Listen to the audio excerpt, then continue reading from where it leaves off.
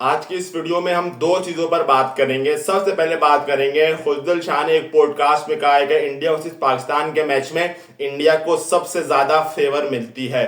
दूसरी बात, शादाब खान पाकिस्तान का T20 का कैप्टन बनने जा रहा है। इस पर भी बहुत सारी खबर सोशल मीडिया पर चल रही है। तो सबसे पहले मैं बात करूंगा खुशदिल शाह वाले टॉपिक के ऊपर। खुशदिल शाह ने कहा है कि भाई इंडिया वर्सेस पाकिस्तान की जो मैच होता है उसमें 50-60-70% चांस जो होता है वो इंडिया को फेवर मिलता है। इसकी वजह से इंडिया का ज्यादा विनिंग रेशो वहां पर शो होता है, या इंडिया इसलिए ज्यादा मैच जीतती है कि इंडिया को ज्यादा फेवर मिलता है। तो मैं खुशदिल शाह से ये बात करूंगा कि ऐसा ना किया करो तो ज्यादा बेहतर है, ऐसा ना कहो तो ज्यादा बेहतर है। क्योंकि आप गौर करो, पाकिस्तान 2021 के बाद 2022 भी पाकिस्तान जीत सकता था, 2024 भी पाकिस्तान जीत सकता था, 2026 का एशिया कप का फाइनल भी पाकिस्तान जीत सकता था।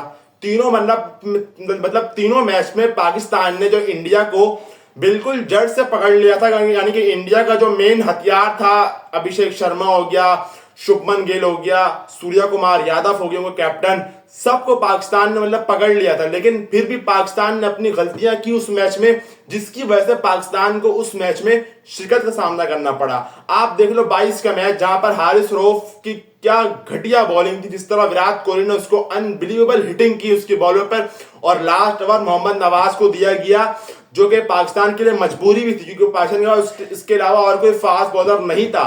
तो पाकिस्तान अपनी गलतियों से वो मैच हारा, 22 भी, 24 भी, और आप समझ लो 26 भी। 24 में 120 की टारगेट हमसे चेस नहीं हुई, मतलब उस मैच में पाकिस्तान ने इंडिया को पकड़ लिया था 120 पर, 120 भी हमसे चेस नहीं हुआ। तो ये सारी चीजें बहुत मैटर करती हैं। आप अपनी भी कितनी कम एफर्ट करते हो, जिसकी वजह से आप इंडिया से अहम मुकाबले हार जाते हो। 2021 में आपने फुल एफर्ट दिखाई, हमने इंडिया को गेम में आने नहीं दिया। T20 में 20 ओवर उनके, 20 ओवर हमारे, टोटल 40 ओवर मिला के हमने इंडिया को 40 ओवर गेम से आउट रखा पूरे वर्ल्ड कप में। तो आप ये गौर करो कि मतलब जहां हम जीत सकते थे वहां भी हम इंडिया से हार चुके हैं। तो हम इंडिया से इतना पीछे आते चले जा रहे हैं, और उसमें हम ये कहते हैं कि फेवर मिला था, ये मिला था, ये मिला था, जिसकी वजह से इंडिया जीत गया। तो इससे अच्छा है कि आप अपनी गलतियों पर काम कर लो, आप नेक्स्ट के लिए तैयार रहो। जैसे अभी एशियन गेम आ रही है, इसमें इंडिया ने अपना फुल स्क्वाड अनाउंस किया है। खबर मिली कि पाकिस्तान भी अपना फुल स्क्वाड अनाउंस करेगा, और करना भी चाहिए, क्योंकि जब एक टीम ने सीरियस लिया है, जब एक टीम ने अपने मेन खिलाड़ी भेज रही है, तो आपको भी अपने मेन खिलाड़ी भेजने। जब आप भेजोगे, इंडिया भेजेगा, साथ साथ अपने मेन खिलाड़ी भेजेंगे। तो ये सारी चीजें बहुत मैटर करती हैं, आप अपना कैसे लेके चलते हो स्टेप बाय स्टेप। ना ही कि आप ये कर दो, वो कर दो, ये कर दो। उससे अच्छा है कि आप अपनी चीजों पर गौर करो कि आपने गलतियां की कहां हैं। आप हर मैच जीता हुआ इंडिया से हारते रहे हो, और यही चीज को आप कंटिन्यू रखते हो, क्योंकि जिस तरह आपके हालात है, आप बिल्कुल मतलब तुक्के पे चल रहे होते हो। सही बात है, आप तुक्के पे चल रहे होते हो कि ये वो कर दिया तो वो हो जाए, अगर वो हार गया तो वो जीत जाए, तो हम चले जाएंगे, हम जीत जाएंगे। ऐसे नहीं होता भाई। किसी भी टूर्नामेंट के लिए पहले उसकी तैयारी होती है, उसकी प्लानिंग होती है। प्लान ए, प्लान बी, ये सब होना चाहिए आपके पास। ऐसा नहीं कि प्लान ए नहीं चला तो हम हार गए, हम हाथ में हाथ रख के बांधे हैं कि हमारा प्लान नहीं चला। प्लान नहीं चला तो आपके पास प्लान बी होना चाहिए था। तो ये सारी चीजें करो तो शायद पाकिस्तान को इंडिया से मैच जीत जाए। अभी 24 सितंबर से एशियन गेम शुरू हो रही है, 3 अक्टूबर को इसका खत्म हो जाएगा। तो आप जून में इंडिया ने अपने स्क्वाड अनाउंस कर दिया है, ठीक है। अब इंडिया ने जो अपने स्क्वाड अनाउंस किया, इंग्लैंड के खिलाफ, आयरलैंड के खिलाफ, जिसके खिलाफ, लेकिन साथ साथ उन्होंने एशियंस गेम में भी अपना स्क्वाड अनाउंस कर दिया है। अब उनके जो खिलाड़ी एशियन गेम्स वाले, उनको कितना एक अंदर से उनको वो मिलेगा, यार अभी 3 महीने पहले हमारा नाम आ चुका है, मतलब हम तो इस मैच में खेलेंगे पाकिस्तान के खिलाफ। अभी से हमें जान मारनी है, अभी से हमें प्रैक्टिस करनी है इन चीजों की। हमारे वाले कुछ पता नहीं होता। हम चैंपियंस ट्रॉफी में सबसे लास्ट था पाकिस्तान का स्क्वाड, और सबसे पहले पाकिस्तान की टीम बाहर हुई चैंपियंस। अभी 2025 की बात कर रहा हूं मैं। तो ये तो हमारे हालात हैं। तो ये कहना वो कहना से बेहतर है कि अपने आप पर हम गौर करें, और शायद पाकिस्तान के कोई नतीजा बेहतर आ सके। अब आ जाते हैं अपने दूसरे टॉपिक के ऊपर। शादाब खान जो पाकिस्तान के T20 के कैप्टन बन रहे हैं। खबर बहुत चल रही है, और ये खबर में बहुत सारी सच्चाई भी है और हकीकत भी है। यही है कि शादाब खान पाकिस्तान के T20 के कप्तान बन रहे हैं जी। समझ नहीं आती, या ये कहूं कि अफसोस भी होता है, ये कहूं कि क्या किस्मत है शादाब खान ने, क्या किस्मत पाई है शादाब खान ने।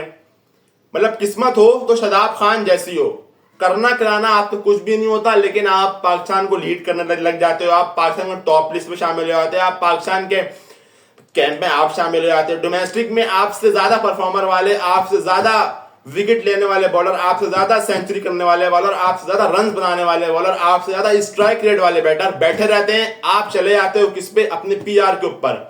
आपका जो बॉल वाला है वो उनसे ज्यादा है तो आपका ज्यादा मानी जाती है, आप उनसे ज्यादा बेटर लगते हो तो आप ज्यादा चले जाते हो। यही है ना भाई, सिंपल लफ्जों में ये। वरना आपसे ज्यादा तो डोमेस्टिक में किसी और की परफॉर्मेंस है। चलो मैं एक समय में शादाब खान को साइड रखता हूं, जाना चाहिए, कैंप पे लगा है, उसमें भी आना चाहिए, उसका नाम भी है। क्या कैंप में कमरान गुलाम का नाम नहीं होना चाहिए था? क्या कैंप में उसामा मीर का नाम नहीं होना चाहिए था? ये अब यहाँ पे कहना सही नहीं है कि उसामा मीर कोई लीग खेलने गया हुआ, आपने इसको बुलाया तो आप वो फौरन आया कैसे? अगर वो आपने नहीं बुलाया तो वो कैसे आएगा? ये भी यहाँ सवाल है। अगर आप बुलाएंगे तो वो लाजमी आएगा। अब उसामा मीर को जहां तक मुझे लगता है इसको ना लेने की वजह वो ये है कि वहां पर आज से उसामा मीर की थोड़ी सी लग चुकी है नोकझोंक, तो इसकी वजह से मुझे लगता है कि उसामा मीर के साथ थोड़ी सी ज्यादती हो रही है। कमरान गुलाम, आपने टेस्ट में उसको डेब्यू कराया इंग्लैंड ने करा, उसने वहां सेंचुरी की, फिर आपको जिम्बाब्वे लेके गए, उसने वहां आप सेंचुरी की, फिर आप देखो साउथ अफ्रीका लेके गए, क्या इसने वहां पे कोई क्लीन हिटिंग की है जिसको पूरी दुनिया ने देखा था? मतलब जहां आप एक परफॉर्मर्स को लाते हो परफॉर्म करके देते भी हैं। आपके पास शाहजेब खान था, कहां गया नहीं समझ आता। आपके पास मोहम्मद हारिस जो विकेट कीपर बैट्समैन था, आपने उसकी इतनी ज्यादती की 8वें नंबर पे 7वें नंबर पे। जबरदस्ती जो बंदा एक जगह ओपनर करता है उसको आप जबरदस्ती फिनिशर बना देते हो। तो ये चीजें करने से आपकी टीम बुरी से बुरी होती चली जाती है और आपके गलत डिसीजन, ये कैप्टन बन जाए वो कैप्टन बन जाए, इससे आपकी टीम को ज्यादा बेहतर नहीं हो सकती। शादाब खान जब डोमेस्टिक का इवेंट चल रहा था, ये जो अभी खत्म हुआ है, जिसमें एबटाबाद और कराची वाइट्स के दरमियान फाइनल खेला गया, उसमें पूरे टूर्नामेंट कप्तानी कर रहे थे फकर जमान, ठीक है। अब जब शादाब खान ऐसा गैस प्लेयर जब उस टीम को ज्वाइन किया उन्होंने, तो फकर जमान इंजर्ड हो गए थे, फकर जमान की जगह वो रिप्लेस कर गए, ठीक है, इस टीम में एज अ कैप्टन। अब शादाब खान, आपके माइंड में सवाल आ रहा होगा शादाब खान की जगह कप्तान कौन बने? ये भी एक मसला है ना। यहाँ पे एक मसला है कि हमने पीछे जो बैंड स्ट्रेंथ होती है, बेंच स्ट्रेंथ, उसको हमने तैयार ही नहीं किया है, वो हमारे पास है ही नहीं। हमारे पास जो है वो आपके सामने, मतलब ये चीज है, पीछे हमारे पास कुछ भी नहीं है जो हम आपको बता सके यार इसके बदले आप ये ले लो, इसके बदले आप ये ले लो, क्योंकि हमने उसको रेडी नहीं किया इस चीज के लिए। तो कहां से मिलेगी वो चीज हमें? इंडिया में यही चीज है। अभी एक चल रहा होता है, उसके पीछे उसका बैकअप तैयार होता है। हमारे यहाँ वो बैकअप नहीं है, जिसकी वजह से आज पाकिस्तान को एक से बढ़कर एक दिन देखने को मिलते रहते हैं। अब शादाब खान की जगह आप बोल रहे हो कप्तान कौन बने, बिल्कुल मेरे पास कोई जवाब नहीं है। अगर आपके पास आगा सलमान कप्तान नहीं तो आपके पास यही चॉइस है कि आप शादाब खान को कप्तान बना दो, क्योंकि रिजवान को आप T20 में नहीं लाते, शाहीन को आप T20 कप्तानी नहीं देना चाहते क्योंकि वर्कलोड उसके ऊपर बढ़ जाएगा।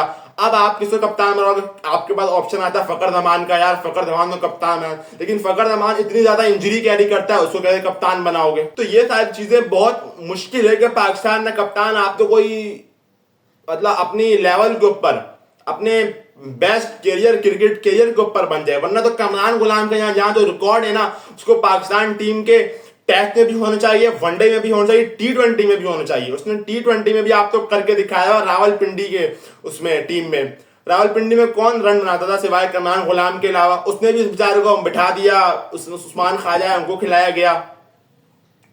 तो ये सारे, अब कमरान गुलाम से कहा गया कि आप शायद टेस्ट मैच खेलोगे, उसने कहा नहीं भाई मैं तो सब फॉर्मेट खेल सकता हूं, मेरे स्टेट्स आप जाके देख लो। 22 उसके लिस्ट ए में 50 है, 9 उसके 100 है, 154 का स्ट्राइक रेट है। मतलब कमरान गुलाम और क्या करे? मतलब कमरान गुलाम इतना बड़ा परफॉर्मर है, उसामा मीर की ज्यादा विकेट हैं, 16 विकेट उसामा मीर की है और 11 विकेट उसकी शादाब खान की। शादाब खान आ गया, वो नहीं आ सका क्योंकि उसका नाम ही नहीं है, अब्बास आफरीदी का नाम ही नहीं है, खुजदिल शाह का नाम नहीं है, शाहजेब खान का नाम नहीं है, कमरान गुलाम का नाम नहीं है। तो ये सारी चीजें अनजस्टिस किसी के साथ करोगे तो ये सारी चीजें आपको नजर आएंगी। ये उनका जो बद्दुआ है ना, मैं यही कहूंगा वो पाकिस्तान क्रिकेट टीम को लगती है, जिसकी वजह से पाकिस्तान क्रिकेट टीम का ये हाल है। दोस्तों यही थी आज की वीडियो को लाइक कर लीजिएगा, चैनल को सब्सक्राइब करिएगा। मिलते हैं नेक्स्ट वीडियो में। अल्लाह हाफिज।